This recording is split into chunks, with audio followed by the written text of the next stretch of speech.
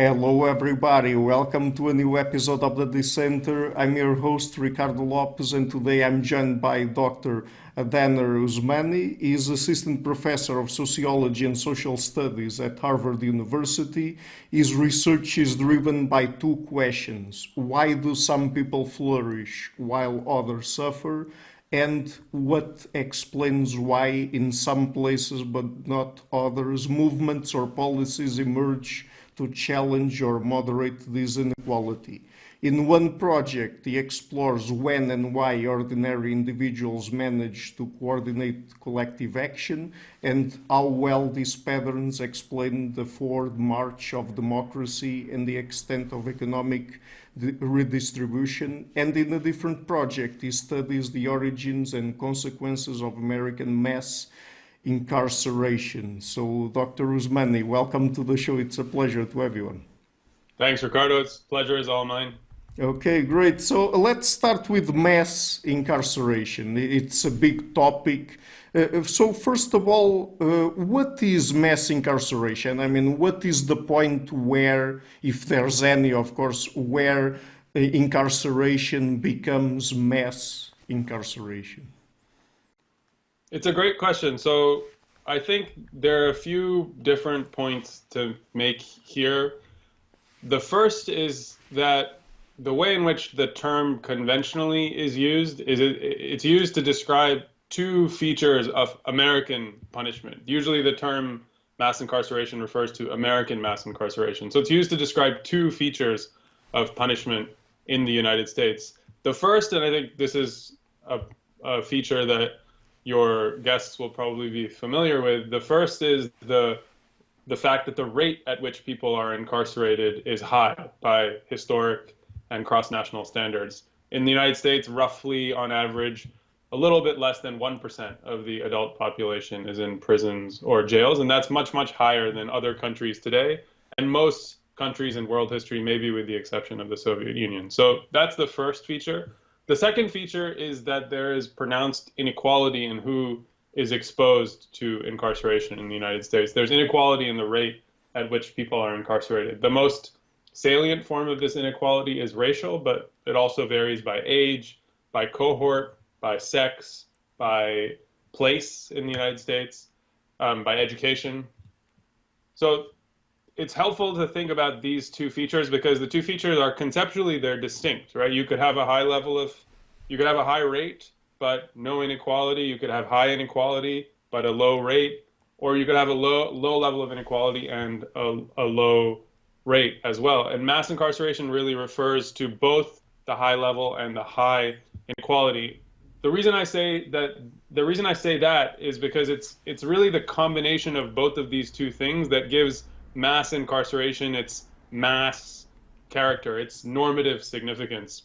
Because inequality and exposure means that when we talk about incarceration in the United States, we're talking about rates of incarceration that mean that certain young men born in certain communities have an odds-on chance of going to prison in their life, right? And that is what people have in mind when they're talking about mass incarceration. If it were simply the case that everyone in the United States had a 1% chance of being in prison and jail, it wouldn't have the same kind of significance that it has. And so I think that's what people are trying to connote with the term mass incarceration. But in your question, there was obviously the more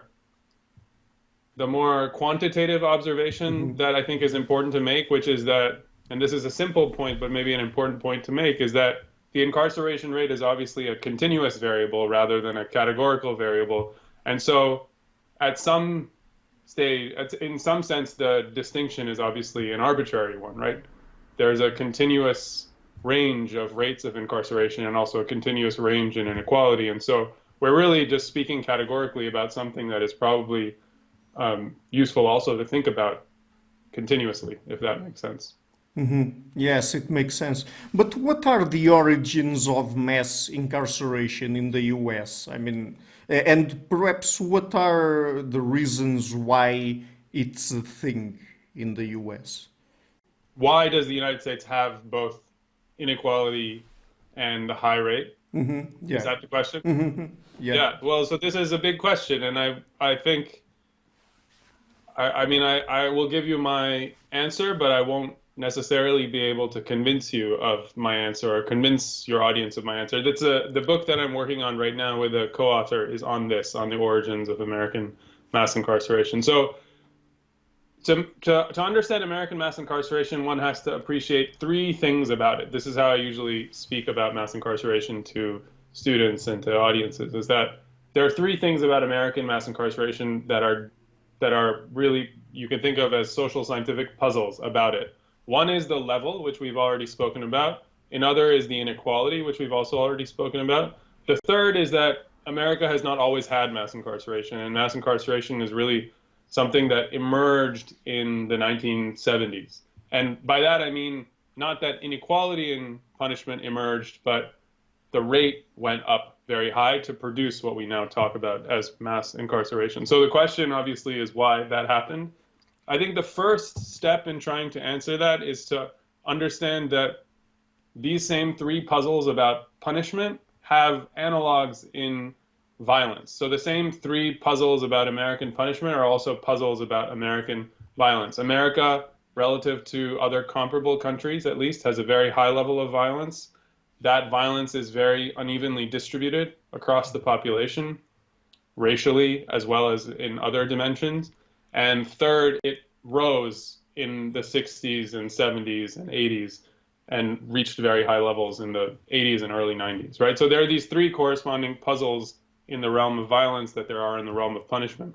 What this suggests is that American American punishment has something to do with American violence. So if we want to explain American mass incarceration, we need to take heed of American violence as well. And if that's right, then the social scientific task, I think, is twofold. The first is to explain why American society responds with punishment to violence, right? That's the first task. And the second task is to explain American violence. And that's the kind of thing that we're trying to do in this book. Would it be helpful to maybe go through each of these in turn? Yeah, let me just ask you one thing. So it started roughly around the 60s. Was it sort of a response or a reaction to the fact that back then there were really high levels of violence and crime? So you mean the rise in punishment? Is that what you're asking about? Yes. The rise in punishment started in the 1970s, and it was a response, I would say, in part, yes, to a rise in violence that began in the 1960s. Totally. Yes, that's definitely true. But as I was suggesting, I think to explain it in a social scientific sense, you want to explain two things. You want to then explain the rise in violence to give a complete account, and you want to explain why the American state chose to respond to violence with punishment rather than with the other things that conceivably a state could do in response to violence, which I see as basically choosing between two kinds of tools in a stylistic way, choosing between punitive tools and social policy tools that fight, let's say, the root causes of crime versus the symptoms of social problems, which is crime. So let's talk about the causes. What causes violence from a sociological perspective, of course? Yeah, so let's talk about it in the abstract, and then maybe we can apply that abstract account to the rise in the 60s. Yeah. Does that seem like a good way to go about it? Yeah, so I would say in the abstract, the way that I think about violence is that I think if you want to understand violence on aggregate, why certain communities or why certain places or why certain times have high levels of violence, it needs to be understood as roughly a rational adaptation to circumstances. Violent behavior is a rational adaptation to certain kinds of circumstances. And those circumstances, I think, were basically the circumstances that incentivize people to behave violently are twofold. One is the absence of a state, really, like the absence of formal forms of social control, or the absence of communities that otherwise would provide some form of social control. So the first factor is sort of the absence of formal or informal social controls that kind of incentivize people to behave violently in any given interaction. And then the other, I think, is economic deprivation. Economic deprivation, both obviously, and this may be slightly complicates what I was saying earlier about it being a rational adaptation, but it also, economic deprivation has an effect on human development, on cognitive development, and I think that causes people to behave more violently than they otherwise would. But it also gives people incentives to behave violently in the pursuit of economic livelihood and things like that. So I would say there are these two factors that both explain why people behave violently, which is sort of collapse of social order, the underdevelopment of social order, informal social controls, formal social controls, and economic deprivation. That would be the kind of account that I would give. So you mentioned economic deprivation. Does economic inequality by itself also play a role here or not? It's a good question to which, to be perfectly honest, I don't exactly know the answer. I could think of theoretical reasons that one might. You might think of sort of status-based reasons that people might commit violence when they're on the bottom of a social hierarchy. And there is some evidence, some rough empirical evidence that I'm aware of that suggests that there is a link between inequality and violence. On the other hand, a lot of that evidence is simply correlational, and I could think of reasons that the theory could be faulted. It might not be that inequality itself matters as much as the things that are often associated with inequality, like the underdevelopment of social control or deprivation rather than suffering. So not the gap, but the simple level. So it's something that to be honest, am still thinking about. I don't have a complete answer to the question, but it's a great question. I know that it's a common thing that progressives will say, and I'm not sure that it's true. Fair enough. But is mass incarceration a racial issue in any way? I mean, because it seems, as far as I know, there's an overrepresentation of Black Americans in U.S. prisons. So could we say that it's a racial issue? Yeah, so in one sense, just descriptively, it is obviously a racial issue, right? In the sense that, as I was saying earlier, there are pronounced racial inequalities in exposure to punishment. So African Americans are about 5 to 6 times more likely to be in prison than white Americans. The question then becomes, how do we explain that inequality? What is the explanation for that inequality? And sometimes when people say mass incarceration is a racial issue, what they mean is that what explains that inequality is racism, right? Is racial bias by police, judges, juries, prosecutors, all of the people involved in the criminal justice system, or lawmakers as well.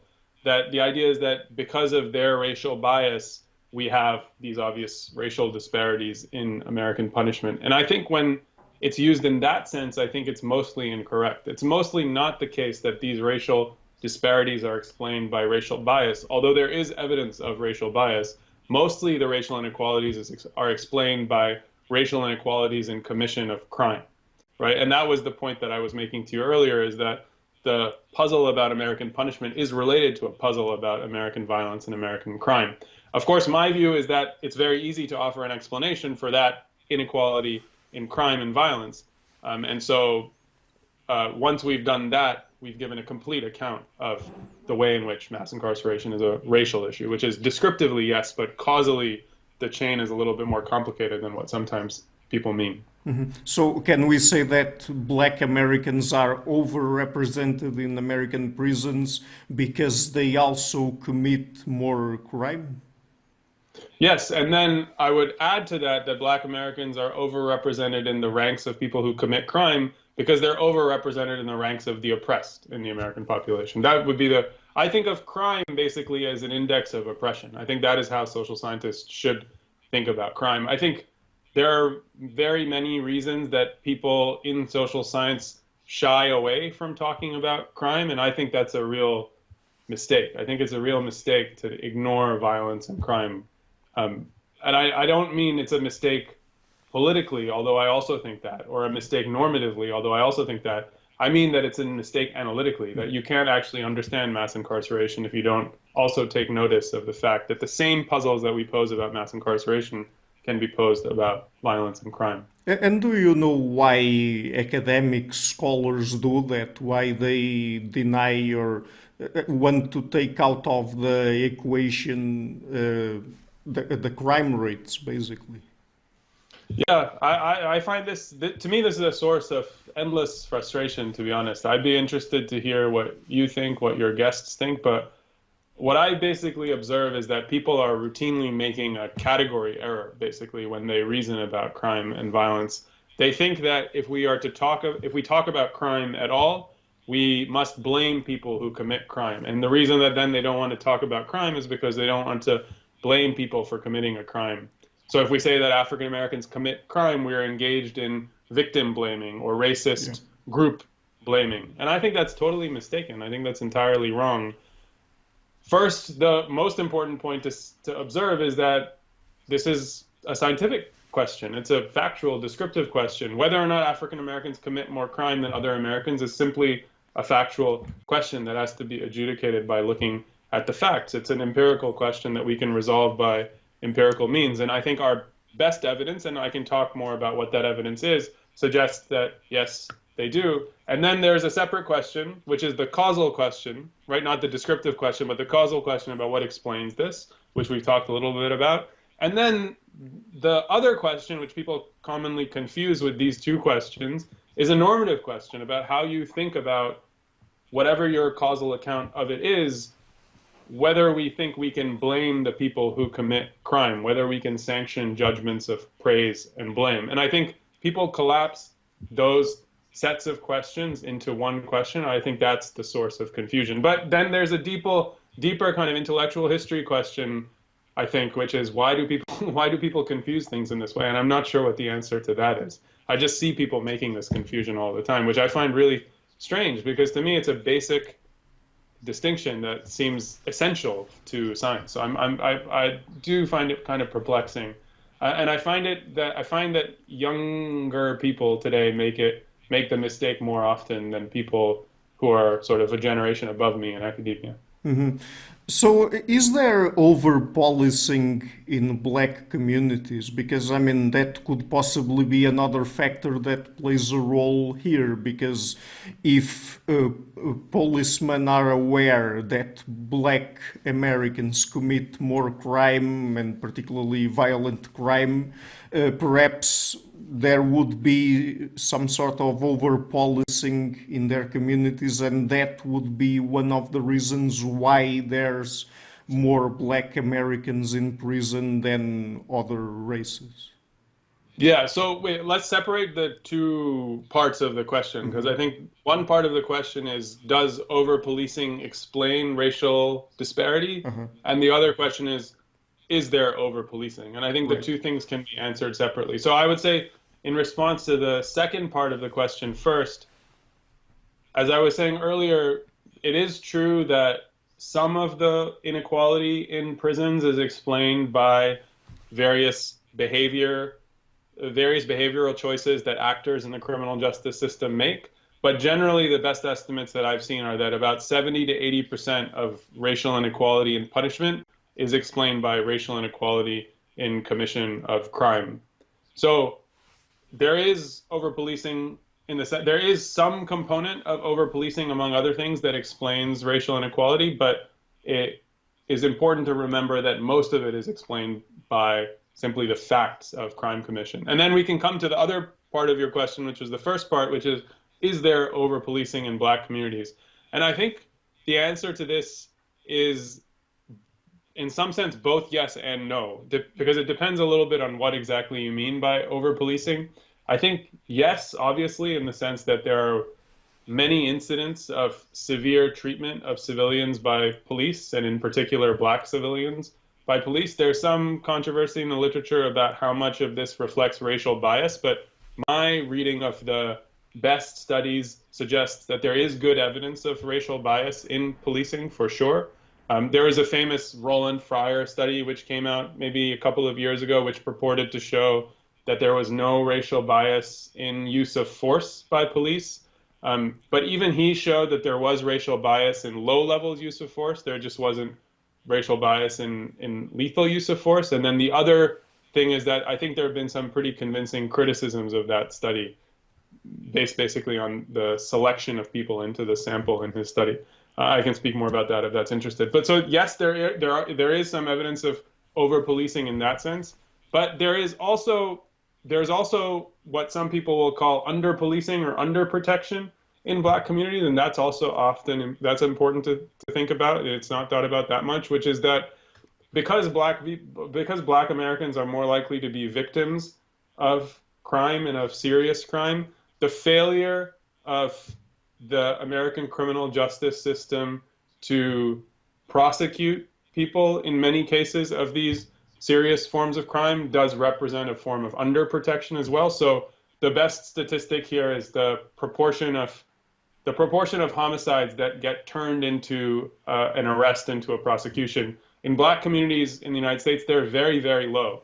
And that can also be a form of racial bias, right? Because just as over-policing can be a form of racial bias, underprotection and not caring about Black victims is also a form of racial bias. And so both of these things need to be kept in mind when we're thinking about the relationship between Black people and the police. Mm-hmm. So I've heard some conservative political commentators saying that over-policing is not an issue, and in fact, people who are part of Black communities, it is them who ask for more policing there because of the high crime rates. Is that right?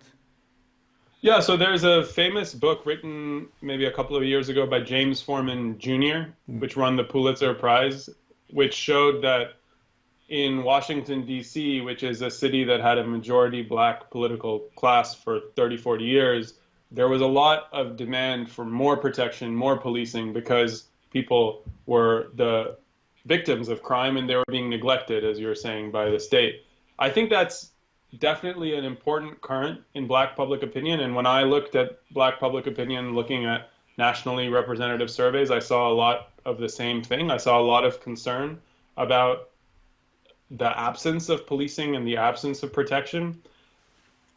I think there are 2 points to make about that are important. The first point to make about that is the same point that I just made, which is that it's not just, we've sort of let conservatives maybe colonize this issue in the sense that only conservatives will talk about this, as you yourself are suggesting, or mostly conservatives will talk about that. And I think that's a mistake, because I think progressives need to think very hard also about this as a form of state failure, a failure to protect people from serious violence is a form of state failure.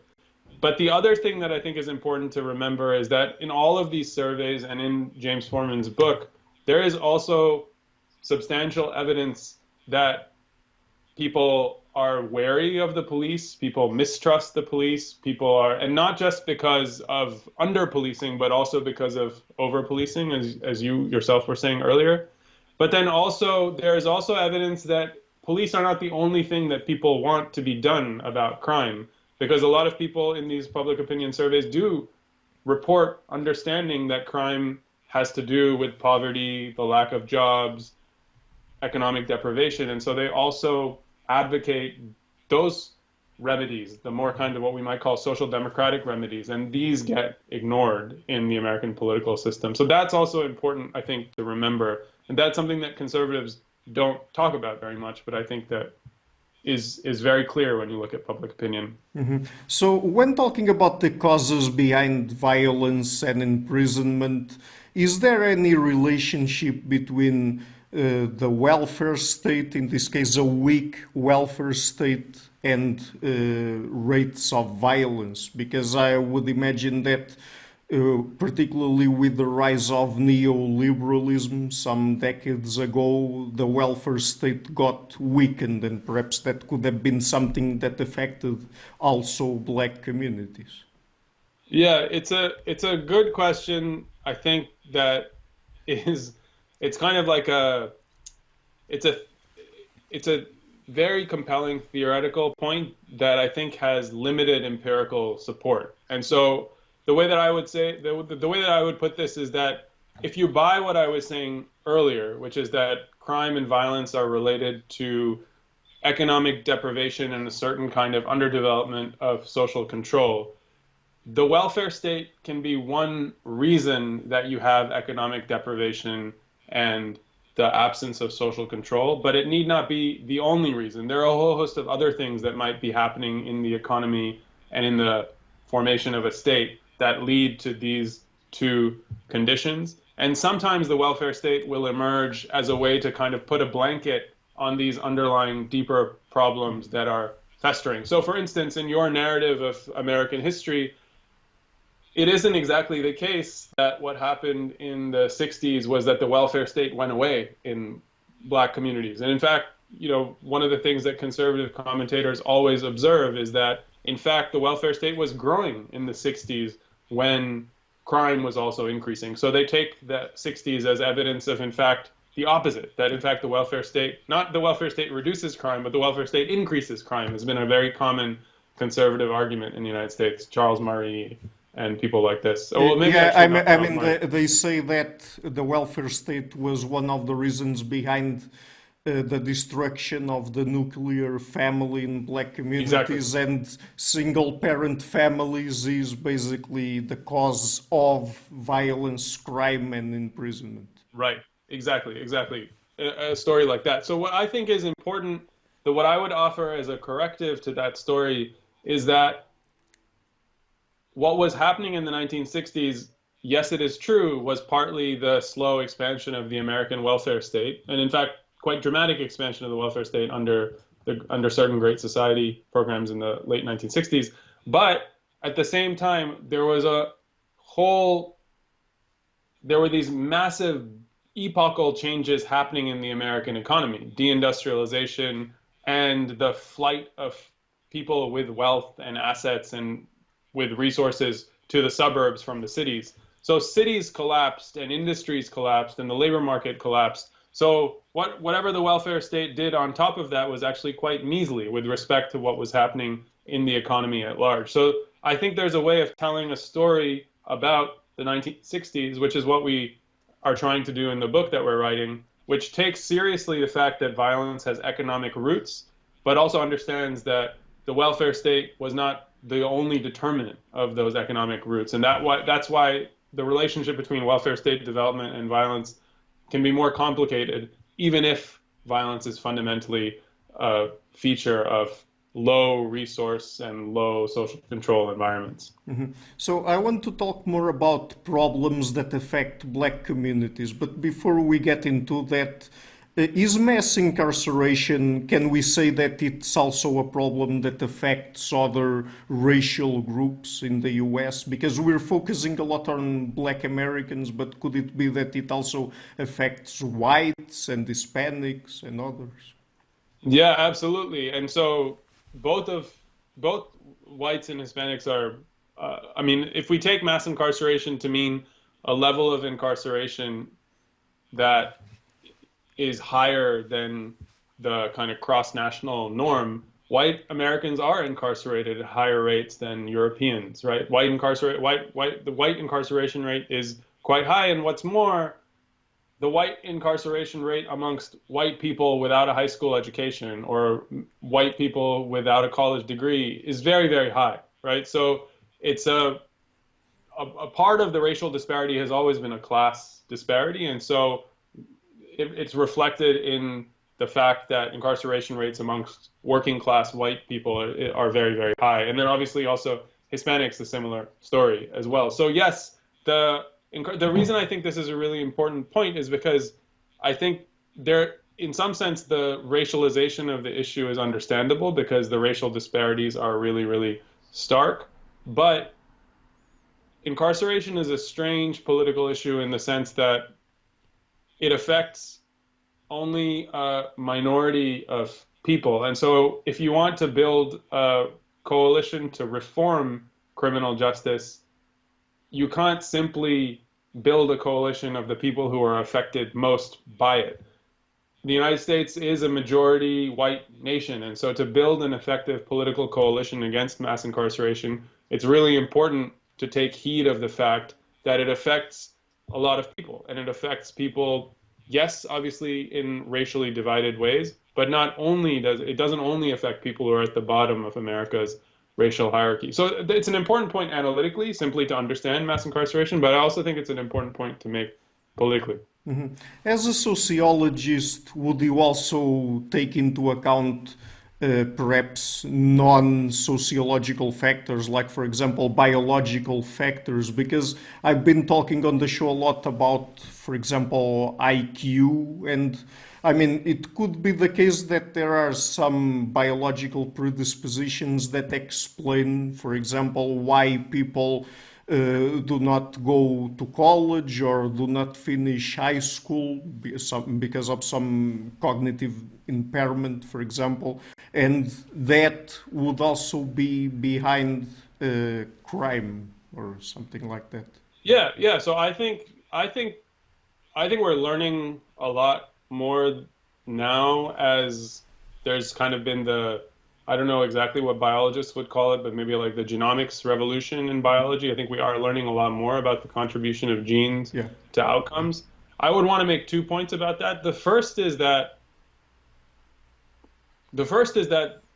as far as I'm aware, the evidence that we have so far suggests that this can explain variation at the individual level, right? So it can explain why some people, Right. the genetic lottery can explain why some people are more likely to commit crime than others, or why some people are less likely to do well in the labor market than others. But there's no evidence, as far as I'm aware, that there is any link between this and group differences, the kind of group differences that we're trying to explain.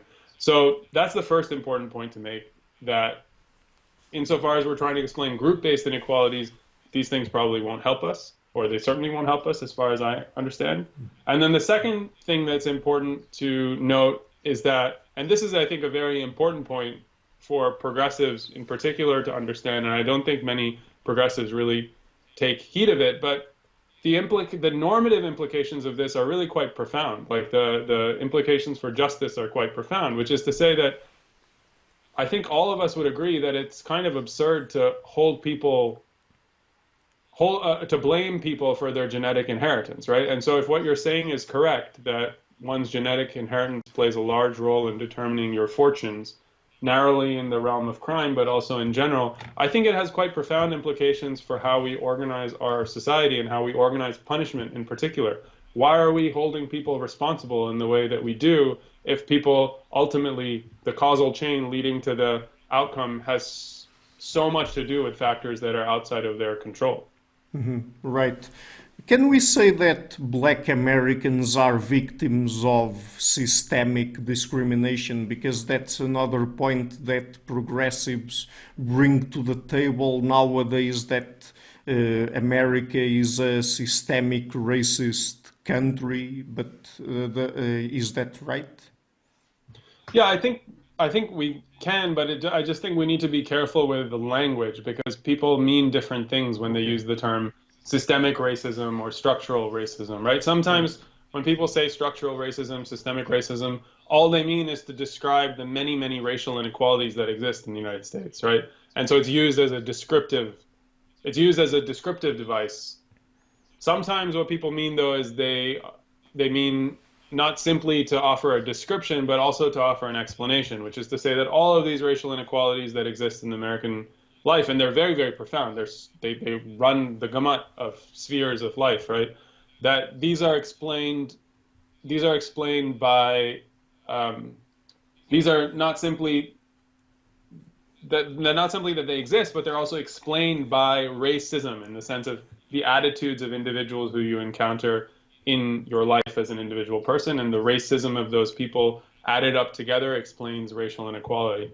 I think that there is no doubt that there is substantial racial bias in American society, but I also think that in general, my gloss on the literature is that most of the racial inequalities are explained by what William Julius Wilson called past discrimination rather than present discrimination, inherited inequality rather than the discrimination that any given person encounters in their life course. So systemic racism, if used to mean that racial bias explains all inequality, I think is a little misleading. It's interesting that you mention inherited inequality because, I mean, I've already mentioned the fact that progressives have, not progressives, sorry, conservatives have this narrative that blacks commit more crime, and that's the reason why they are disadvantaged, why there's economic inequality that affects, in this case, black Americans. And I mean, they point to the fact that it was single parent families that led to the increase in crime rates, and they also mention sometimes a black culture. They say that there's a lack of personal responsibility in black communities. Yeah. Are those factors that could play a role? So it's a great question. I think that there are many different layers to the question. So I think we should disentangle. I want to talk specifically about responsibility, but I think we should disentangle responsibility from culture. I think that too often those two things are run together, and conservatives in particular run them together, but even liberals run them together, and I think it's important to disentangle them. So I take the question about structure, the question about culture to be something like, does culture independently contribute to outcomes that we're trying to explain? Yeah. My own view is that culture basically mediates the effects of social structure on outcomes. So I think of culture as roughly an adaptation to your circumstances. The cultural repertoire that you glom onto is something that you use in order to make sense of the circumstances, the structural circumstances that you inhabit. If you buy that account of culture, and many people don't, both progressives and conservatives, many sociologists would find what I'm saying kind of absurd, especially sociologists of culture, I think. If you buy my account, though, culture can only ever mediate the effects of structure on outcomes. It can't independently explain anything, right? So it would be, on my account, kind of nonsensical to talk about culture as a source of explanation, as an explanation for any of these outcomes. But separately from that, even if you don't buy my account, there's a separate question about how to talk about personal responsibility in these discussions. So I think conservatives often think that if you make an argument that shows that culture has an independent causal effect on an outcome, then you can that sanctions the judgment that groups that have this culture are to blame for the outcome. And I think that, again, as we were talking about earlier, I think that's a category mistake. I think you can't actually draw a normative judgment from that analytical argument. It might be the case that you think that you should blame groups, you should blame whole groups, but then you have to make a normative argument about why people are blameworthy. My own view of blame and praise is that that's not how blame and praise, that's not how we should reason about blame and praise. The way we should reason about blame and praise is quite different. And in that different way of reasoning about blame and praise, and maybe we can talk about this if that's interesting, that different way of reasoning about blame and praise is kind of indifferent to your analytical account of how these outcomes come about. Mm-hmm. So could you elaborate a little bit more and explain how you reason about praise and blame? Yeah, it's a great question that I've been thinking a little bit about. I mean, so it's like I don't know. I haven't listened to all of your episodes, but I'm sure, given the wide range of your episodes, that you've had an episode on free will. Is that right? Have you had an episode on free will? Many, yeah. Many, okay. Well, so my deepest intuitions is that free will is an illusion, and so any talk of praise and blame, if you buy that intuition, is obviously misplaced, right? It doesn't make sense to talk about praise or blame. But I do also recognize, and I don't know if this is also your experience, Ricardo, I recognize that in most of my interactions with most of my colleagues and most of the people I interact with, their intuitions revolt when you say something like that. Their intuitions are very much that free will is a part of the world that we live in. And so, and I also am not 100% sure I'm right. I'm not a philosopher. I don't think about this issue all of the time. So I'd like to have an account of praise and blame that is robust to the possibility that free will exists. And so the way that I think about praise and blame in a world in which there is actually something like praise and blame that we can distribute is that if we want to know whether any given person is praiseworthy or blameworthy, we should conduct something like the following thought experiment. We should say, if I were in their position, could I reasonably have been expected to behave the way that they did? And, more precisely, maybe since you yourself, since the I in this thought experiment might be an idiosyncratic person with particularly good quality of will or bad quality of will, what we really mean is if the average person endowed with the average moral capacities of the average person found themselves in the position of this person that we were trying to evaluate, would they have behaved better, worse, or the same? And we could think a little bit about what it means to be in a person's position, but I think basically it should include all of the things about that person's position that that person could not have changed and for which therefore they're not responsible, whether they were poor or rich, whether they were black or white, whether they were subject to one culture or another culture, whether they were man or woman. All of these sorts of things we should take out of the equation and say, if you were just like them, how would you have behaved? If I were basically living in your shoes, how would I have behaved?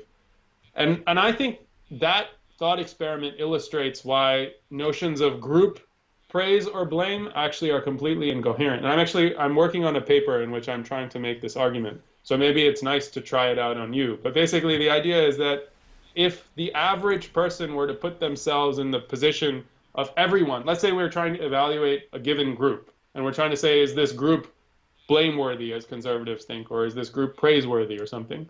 We take the average person and put that person in the position of everyone in that group. And if we can say on average that the average person would behave differently than that group would have behaved on average, it suggests that that group is possessed of some attribute that makes the group behave differently. But if that's the case, then that attribute of the group should be part of the position that the person is in, because it's an attribute that they inherit from the group. It's not something that they have control over, and therefore actually the average moral appraiser should take that into account when they put themselves in that position. And so in fact the notion of group blame and praise is actually completely incoherent in my view. It's only on an individual basis that you can talk about people being blameworthy or praiseworthy, not on a group level. That's how I see it. Yeah, so I will have to think a little bit more about that to see what I think of it. So going back, yeah. Okay, well, I won't ask you a question since it's your right to ask me questions. I'm not going to ask you any questions. No, but you can ask a question. Yeah. If I can ask you. Yeah. So I'm curious what your episodes on free will have suggested to you about free will. Well, I mean, I'm convinced that free will doesn't exist at all. I mean, it doesn't make sense from a scientific perspective, and even if you just want to look at things from a more coarse-grained perspective, from sociology, anthropology, and so on, social science in general, it also doesn't make any sense, because if you are trying to explain the behavior of people in a particular ecological, sociological, economic, political, cultural context, then I mean those are the causes of their behavior, and you can add biological aspects to it. You can even go down to the level of physics and subatomic particles if you want, but I mean it doesn't seem to me to be any place for some sort of free will there.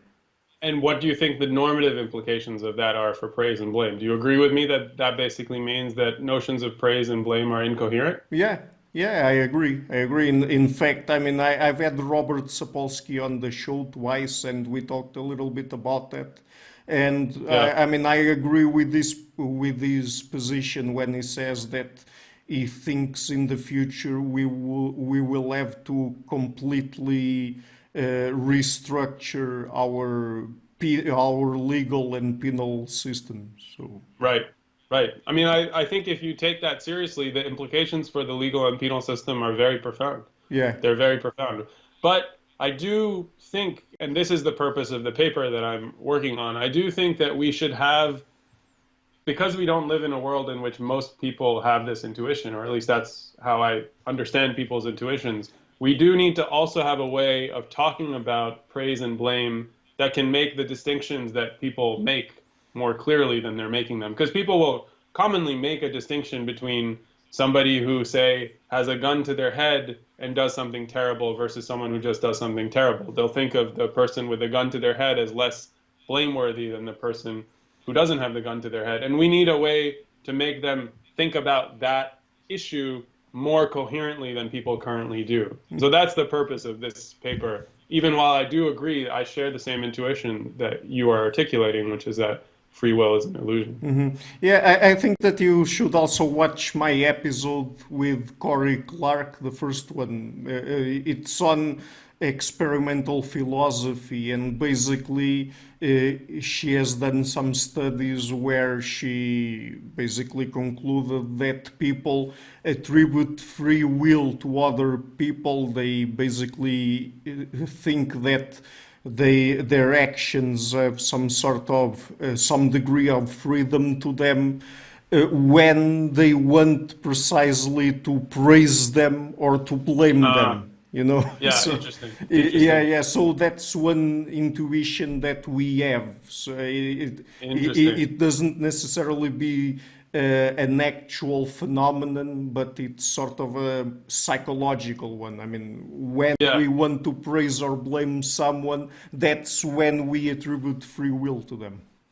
That is interesting, and that makes a lot of sense to me. Yeah, Yeah. yeah, Okay, so going back a little bit, at a certain point you were talking about inherited inequality for Black Americans. Do you go back all the way back to slavery? I mean, does it still have some effects today on Black communities? That sort of legacy that they have from slavery?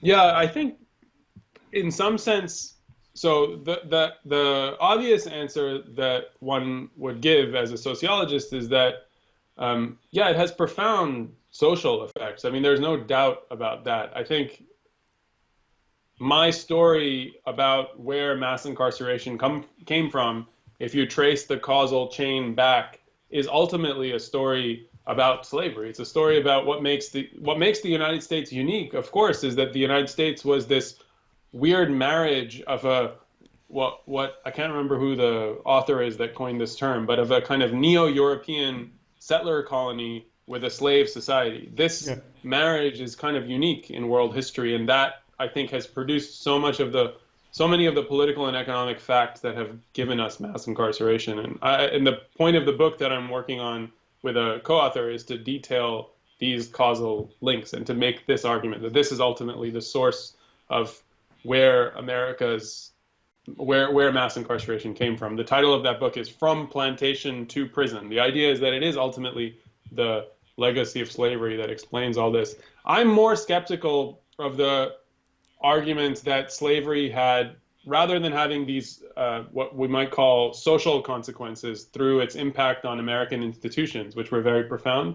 I'm much more skeptical of the idea that slavery had some sort of cognitive or cultural consequences, which is, I think, a common argument. I'm aware of some evidence that slavery, I'm aware of some arguments that I think are probably reasonably well supported, that show that slavery, and particularly kind of the early Jim Crow era, had big effects.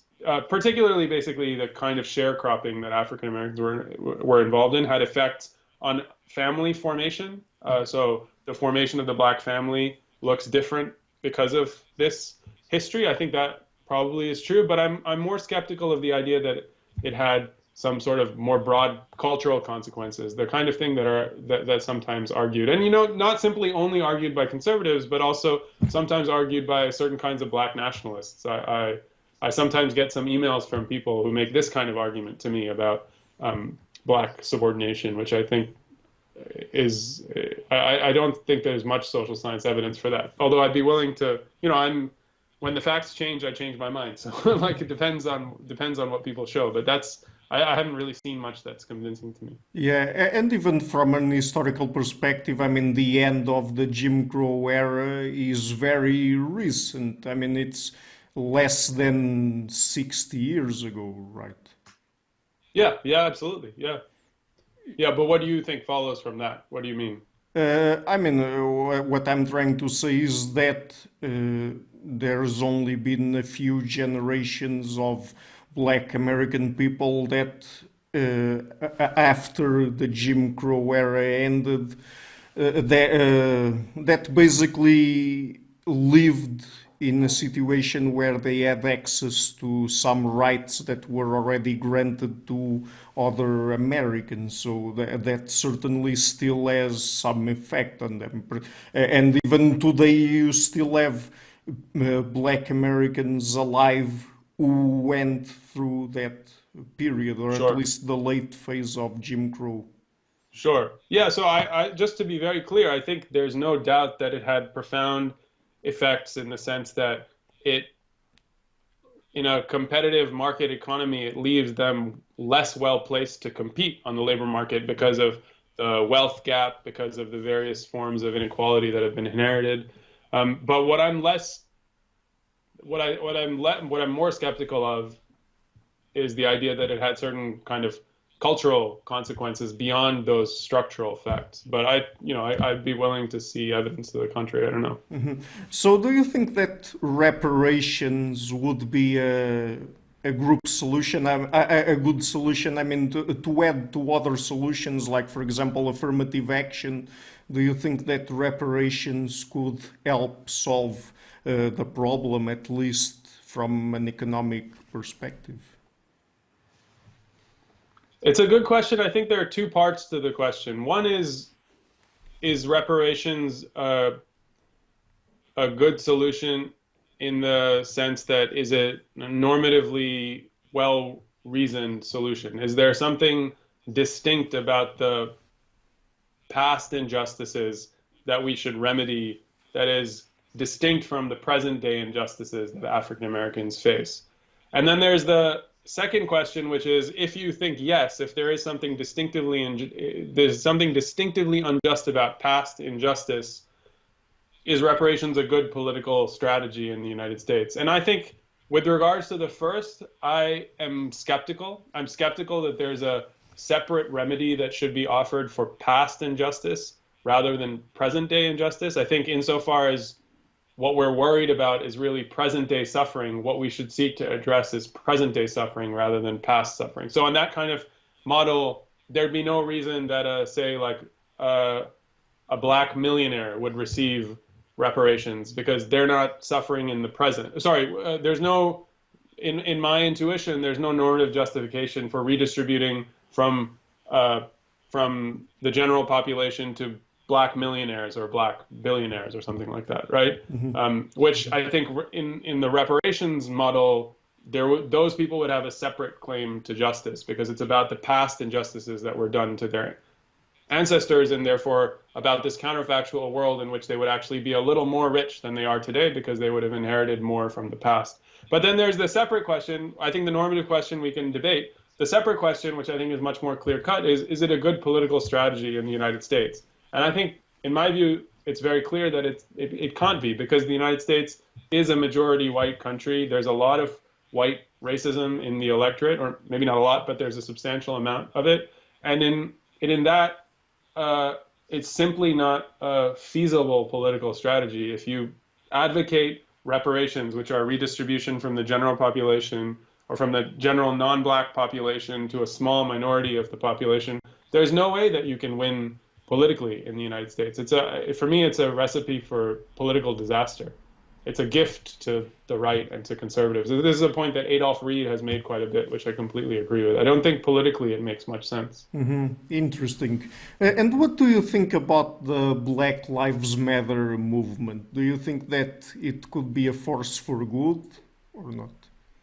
Yes, absolutely. I think the Black Lives Matter movement is a symptom of the fact that people are taking very seriously the fact that there's something really barbaric about the way that America does policing and does incarceration. There's something profoundly unjust about the fact that there are so many people languishing in prisons, that there's so many people killed by American police. I think in that sense, it's very, very welcome. It's long overdue. And in many ways, it is what has made me interested in this subject, right? The reason that I'm writing about what I write about is partly because my mind was opened by the fact that people had begun to protest policing and incarceration.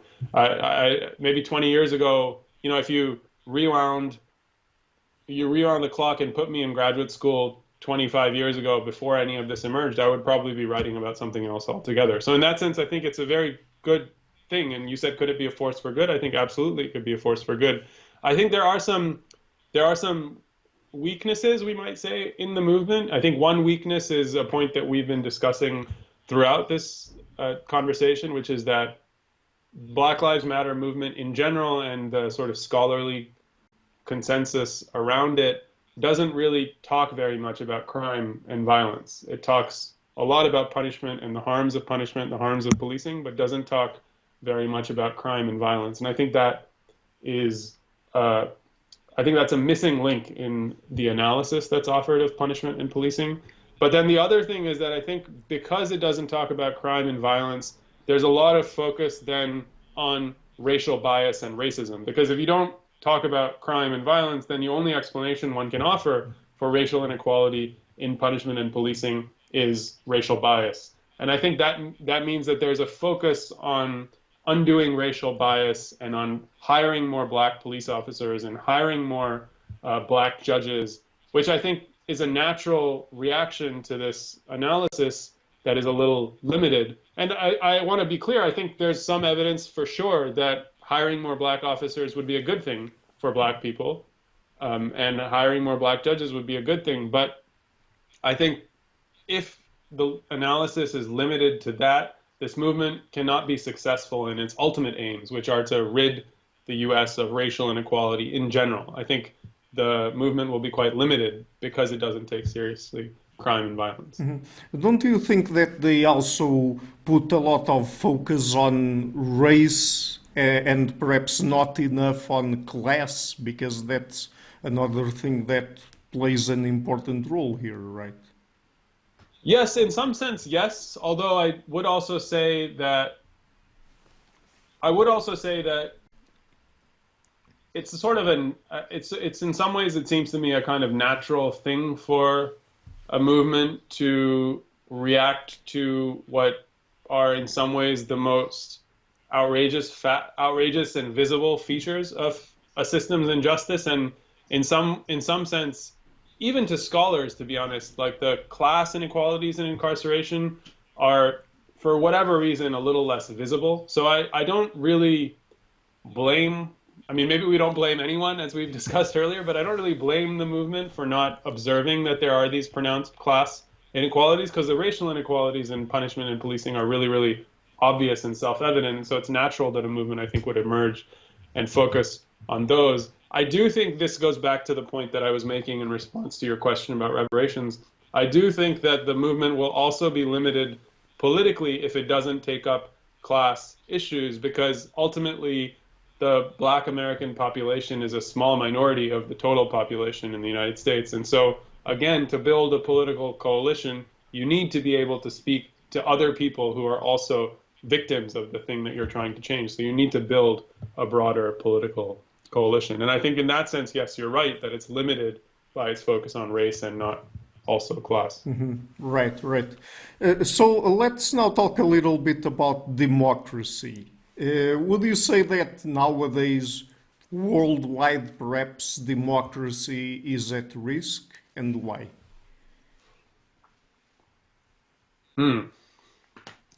Well, so in your question, you said first, is democracy at risk? And then you said why. So does that mean that you think that the answer to the question is yes? Well, or why not? Why or why not, of course. Why or why not? So I think that a lot of the stuff that I have seen that talks about how we are at risk, how democracy is at risk, focuses on short-term fluctuations rather than long-term trends.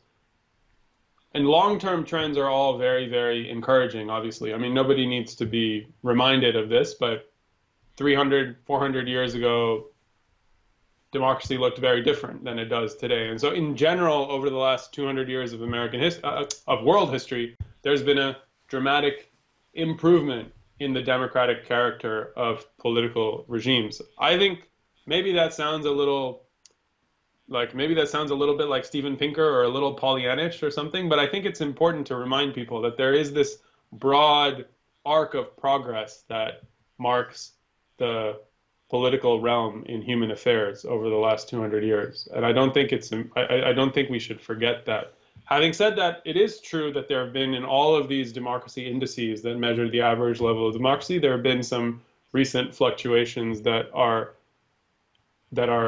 sobering for sure and that are alarming. So I don't want to deny that there are some new things that I find alarming. But I think in general, the long-term trends really need to be understood and taken seriously, because those long-term trends I see as the result of certain developments in the general way in which we organize our societies. And those general things are not changing, right? The general changes, the rise of industrial society, that's not going away. And so in that sense, I don't see the threat to democracy as the possibility that we could roll back the clock back to the 1600s or the 1700s. The threat to democracies are new and they're different, but they're much, much smaller than that. Mhm. And what would you say are the main threats now? I mean, I'm not entirely sure. I would say, I guess, you know, we would think of maybe the rise of right-wing populism as the main threat. That's when you say what are the threats to democracy, I think of Bolsonaro, Modi, Erdogan. Those are the kinds of people that I think of. And so I suppose that's an example of people using the majoritarian institutions that exist to run roughshod over the rights of minorities or something like that, right? And in some sense, I don't know if you would agree with me, but I think in that sense, in some sense, that has always been that's always been a danger that's intrinsic in some ways to the democratic ideal, right? There is just this danger of majoritarian populism built in to institutions that don't also have liberal protections. So I'm not. So are they historically unique? I'm not really sure. I mean, they're historically unique, I suppose, in the sense that majoritarian institutions have spread so far and wide across the globe that these threats can come up in many more places than they previously could. So perhaps they're historically unique in that sense, but they're not historically unique in the sense that the magnitude of these threats is any different, I think, than what we have observed before. But I will not deny that I find, you know, these kinds of figures quite worrying for sure. I mean, there's no doubt that there's something dangerous about what's happening. And if I had to say, like, where do these, maybe part of the question that you're asking me, I think, is where has this challenge come from? Like, why are we facing this? I think and this is not something that I really do much research on anymore, but my own gut feeling, and based on some of the stuff that I've read, is that the source of these challenges are twofold. One is that there has been a general decline in the institutions that used to organize working class life and working class ideology, right? The decline of unions and the labor movement in particular in so many parts of the world, and in general in many developing countries, the absence of unions forever. I mean, the unions were never very strong in these countries because of the high rates of unemployment and the demographic differences. So you always needed organizations to help people make sense of the world they inhabit. The world is very complicated. I mean, you and I are fortunate to have a lot of time to read and to think about the world, and even we struggle to make sense of the world in some ways. So it's not surprising that ordinary people struggle to make sense of the world that they inhabit. And usually it's unions and other institutions that have helped them make sense of the world. When those collapse, it's not surprising that you would turn to people who make these sorts of promises to you. But then the other thing, I think, and I'm not sure what you think about this, Ricardo, but I think the other thing is that even while the sort of new media that's emerged has given us lots of exciting new content, such as the Dissenter, the new media that has emerged has also meant that people are able to develop their views in certain kinds of echo chambers. And I do worry about that. I mean, I see that in my students, but you also see that, I think, in the general population, that people are able to basically traffic in alternate realities. And demagogues have emerged who are very successful at exploiting these new media to build populist coalitions. So I worry about those two things. I think that the challenges that we are worrying about come from those two sources. That would be my pat explanation. Well, I think that that second one, last year I read two books, Not Born Yesterday by Hugo Mercier and Cultural Evolution in the Digital Age, and they review some of the recent literature on the effects that, for example, fake news have on people and echo chambers, online echo chambers and stuff like that. And it seems that I mean, it seems that we are understanding the causal links there in the wrong direction, because it seems that people are already on the right side or the left side of the aisle, or they are already affiliated with a particular party, and then and then they seek information that basically confirms their views. Yeah, yeah. So I mean, fake news and social media and stuff like that wouldn't act or wouldn't be a cause of political their symptoms. Political polarization would stem from other social, economic, political factors. Yeah, I mean, I would love to believe that. I think that I'll definitely take a look at those books, because I think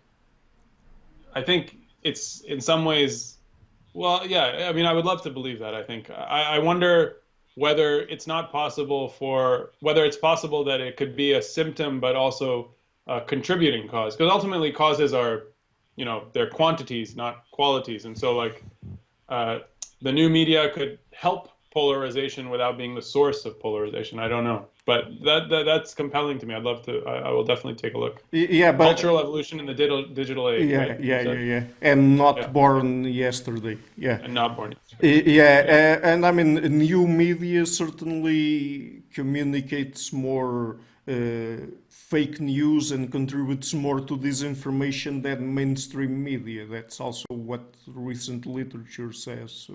So yeah, does or does not? It does contribute more than mainstream media to misinformation, and I mean, basically they communicate more fake news than mainstream media does. But does that run counter to what you were just suggesting earlier?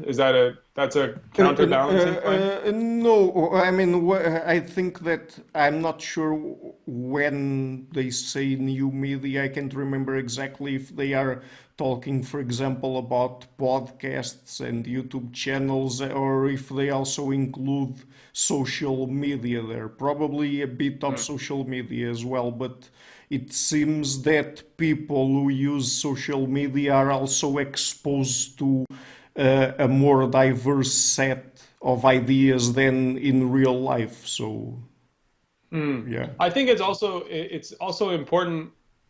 The reason that I hesitate also when I was giving my answer to you about the new media is because I also think it is important to not idealize the old media, right? Because the old media, Sure. Obviously also, there's a sordid history in old media and mainstream media, in also the way in which it organizes people's views of the world. So I totally take the point. I mean, 30 years ago, we wouldn't have been able to watch The Dissenter. Right. Okay, so, I mean, another question that came to my mind when you were talking about democracy, do we need to go back to class struggle? Because you mentioned, for example, unions and a class identity, I guess, in a way. So do we need to go back to that to solve or to fight against some of the threats that we have now? Yes, I mean, so it obviously depends exactly, I think, on how you think about the threats. But I would say let's say the most general thing that we're trying to do is we're trying to redistribute power from people who don't have power to people who have power, right? That ultimately is what democracy is. It's a redistribution of power. And you can think more generally about justice as the redistribution of resources. You know, we can be more specific about what exact form that redistribution would take. But I think on any principles of justice, the world would be more egalitarian than the world that we currently inhabit, both intranationally and obviously also internationally. There are very few people who could defend the international inequalities that we observe.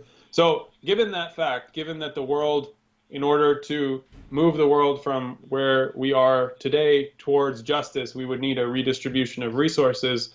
You need to take resources and power from those who have power to those who don't have power. And if we can agree that people who have power and people who have resources don't just generally give it away to people who don't have power and don't have resources, it seems like it follows naturally from that one would need struggle in order to take from those who have, to give to those who do not. So that's basically how I see politics, is that I think is what politics ultimately is. It's this battle between people with contending capacities over resources and power. Mm-hmm. So yes, I think, the short answer to your question is yes. Obviously, I hope you don't ask me the follow-up question, which is how do we do that? Because I have no idea. I'm ivory tower academic. I was going to ask you something along those lines, but more specifically, do you think that we would need more or less state? Because, I mean, libertarians could argue that perhaps we would need less state and more freedom or whatever they say. So. Yeah, well, it depends on your conception of justice. I think, if your conception of justice is a libertarian conception, then one might be able to make the argument that all you need is a state to defend people's property rights. I think what's interesting is that obviously sometimes libertarians argue that, like the classic Robert Nozick view of justice as entitlements is that all you need is, justice consists in giving people the things that they are due to their entitlements. But also, sometimes libertarians will argue justice consists in giving people what they deserve. That's often a right-wing argument about the market, right? The market gives people what they deserve.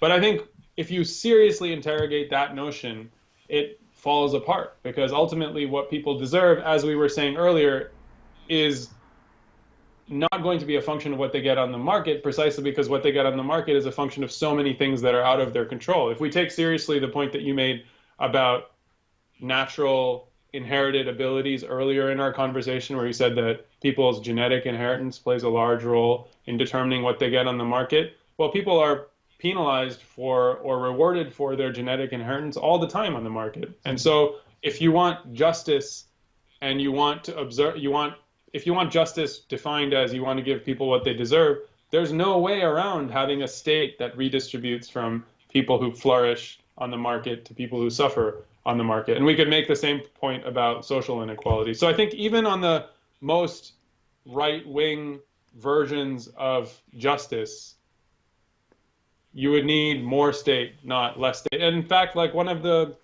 books that I'm working on with a philosopher is on why mass incarceration is wrong. It's a sort of philosophical normative book. And one of the points that we make in that book is that on any conception of justice, massive redistribution is required, because even on the libertarian conception, even on the kind of Nozickian conception, there is a whole background of unjust transactions that one would have to correct for. So in the United States, for instance, there is the background of the genocide of the Native Americans and slavery of African Americans, and the state would need to compensate for all of those injustices before we could have anything like justice. And so that would also require more state, not less state. I think the idea that less state could give us justice is a little bit of a fantasy. Mm-hmm. So talking about democracy, do we know why it is the case that some democracies tend to distribute more power among their citizens and others withhold it?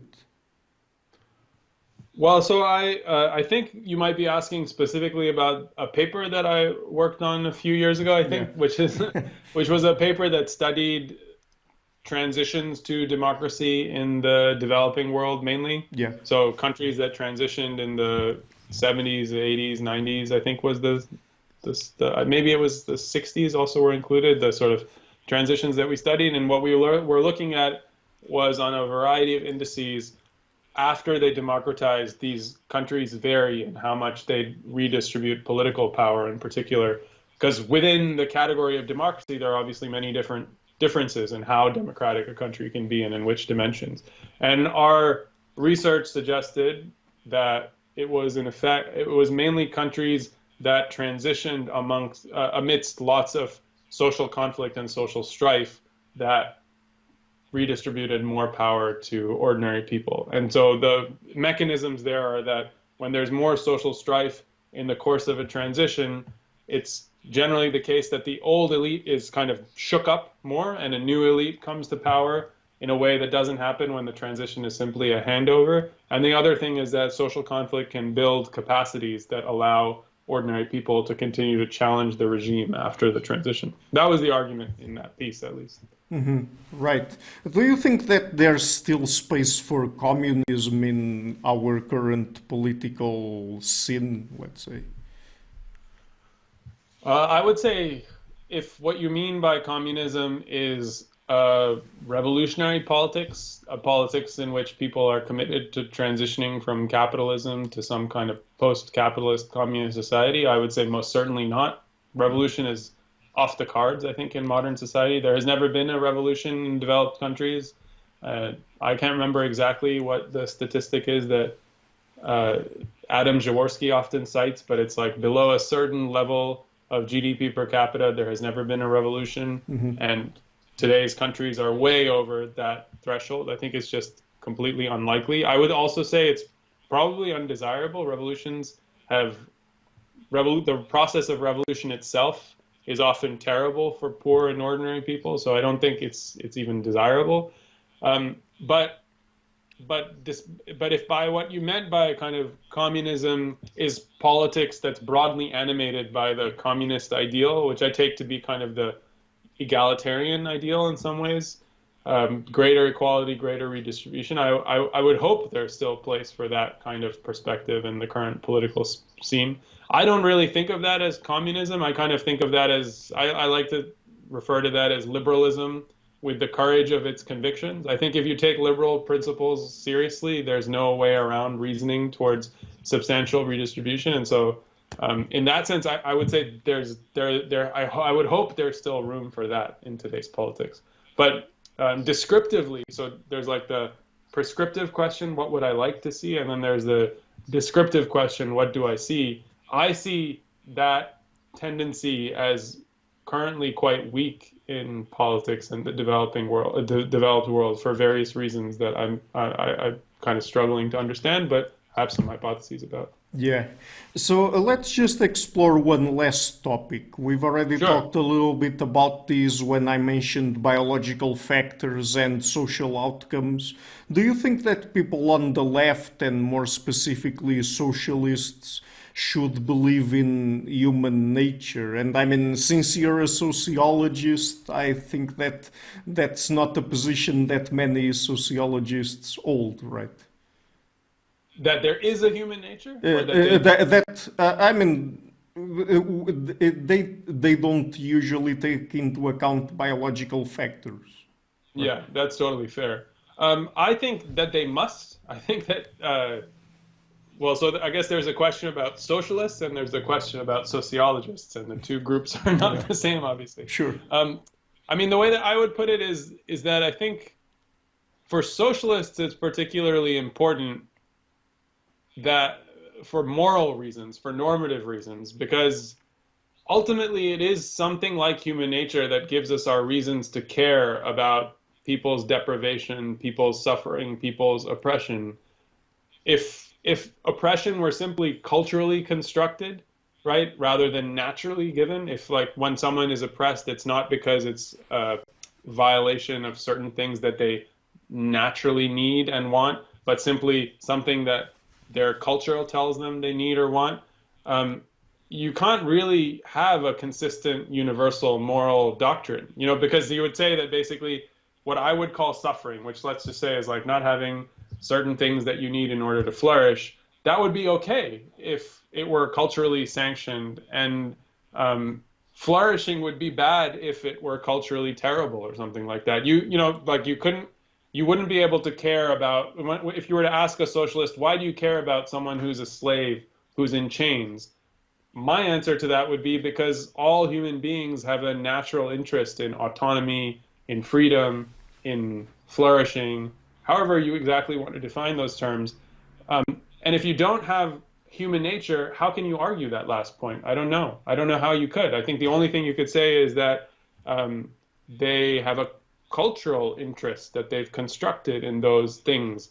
But if someone had a different culture that constructed their interests in a different way, would you have to hew to those interests? And if that's the case, then in fact you could have slaves in chains who are perfectly fine, who aren't a source of moral outrage. And so I think ultimately it's really, really important for the moral case. I only really care about your suffering, Ricardo, if I impute to you an interest in your own suffering. And the only way I can impute to you an interest in your own suffering is through something like a commitment to a transhistorical, universal human nature.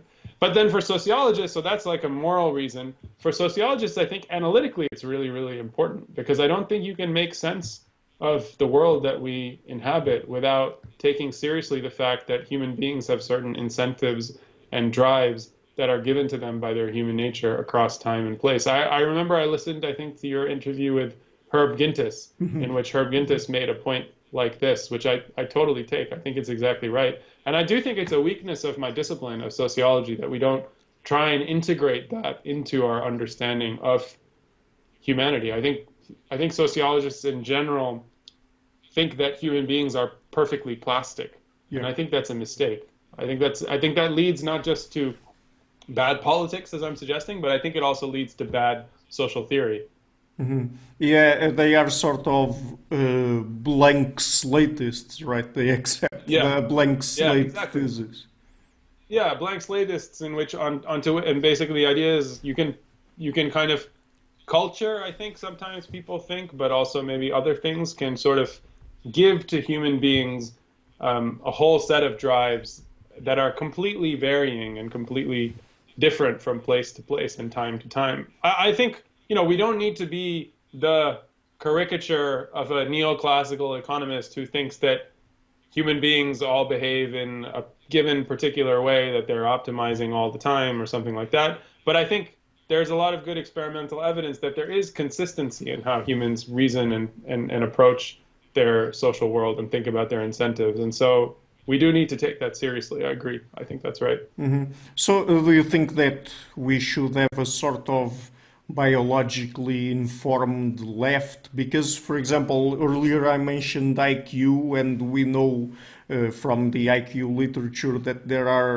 there's a significant number of people that can't really go to college because they can't process that sort of high-level information, and even simple things like, for example, medical instructions. There are people that can't really follow them, and so and specifically in terms of education, because that has a big impact on their economic outcomes.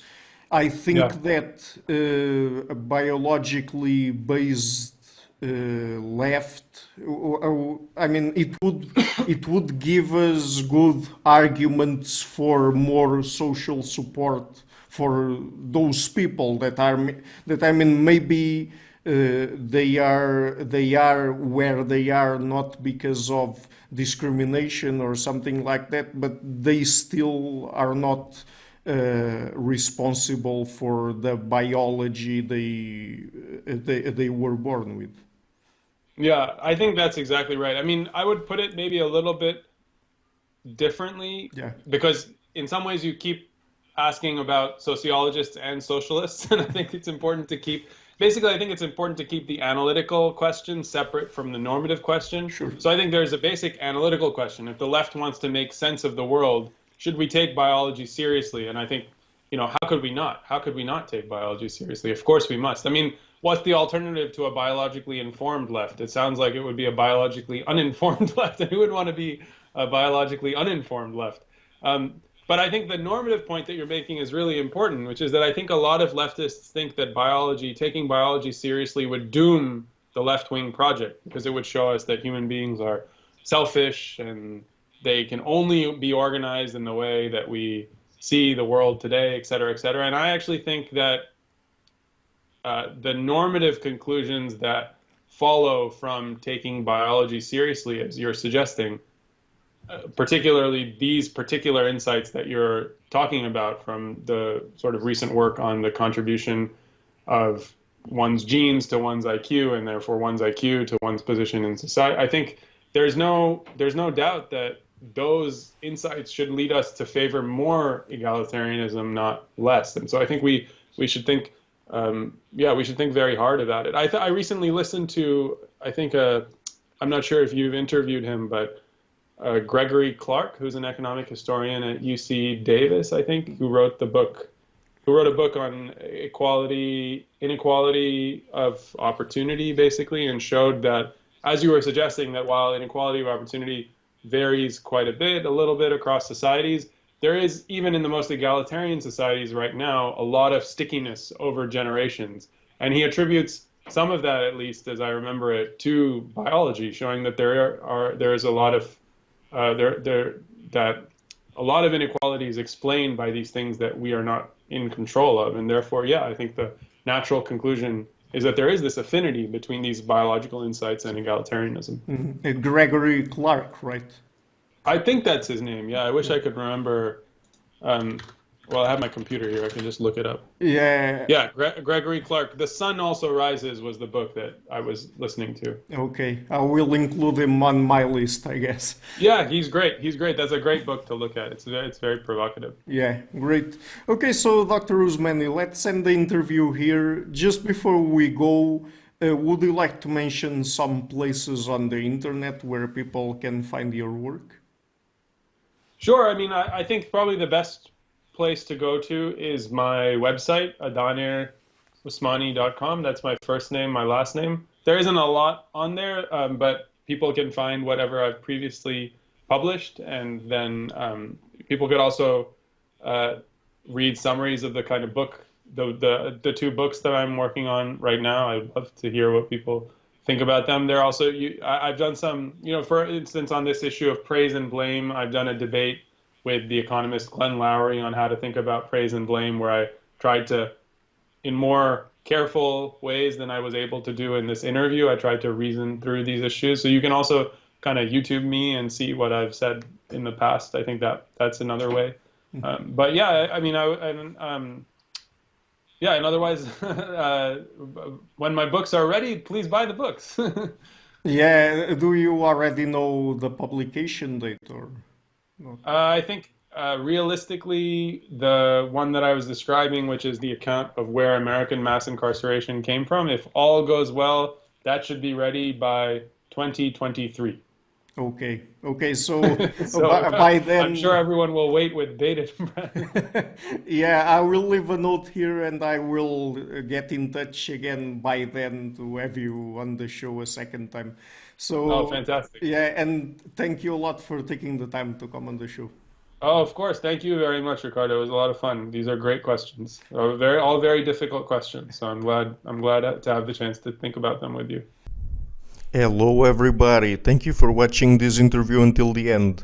As you might have noticed, I've been doing this channel for 3 years, bringing you top academics and intellectuals from a variety of fields.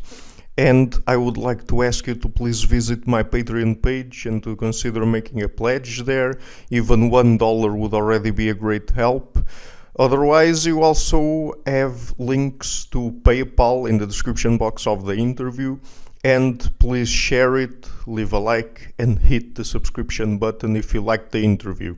I would also like to give a huge thank you to my main patrons and PayPal supporters, Karen Litske, Anne Blanchett, Perelga Larsen, Lau Guerrero, Francis Ford, Hans Frederick Sunda, Ricardo Vladimiro, Craig Healy, Adam Kessel, Olaf Alex, Jonathan Wiesel, Anian Kata, Jacob Klinkby, Matthew Whittingbird, Arnold Wolf, Tim Hollisey, Henrik Alenius, John Connors, Paulina Barron, Philip Force Connolly, Jerry Mueller, Herbert Gintis, Rutger Voss, Bo Weingard, Rebecca Newberger Goldstein, Dan Demetriou, Robert Windager, Rui Inácio, Arthur Coe, Zoop, Marco Neves, Colin Holbrook, Susan Pinker, Thomas Trumbull, Bernardo Seixas, Pablo Santurbano, Simon Columbus, Jorge Espinha, Phil Kavanagh, Corey Clark, Mark Blythe, Roberto Inguanzo, Michael Stormir, Eric Neumann, Samuel Andreev, Tiago Nunes, Bernard Hugney,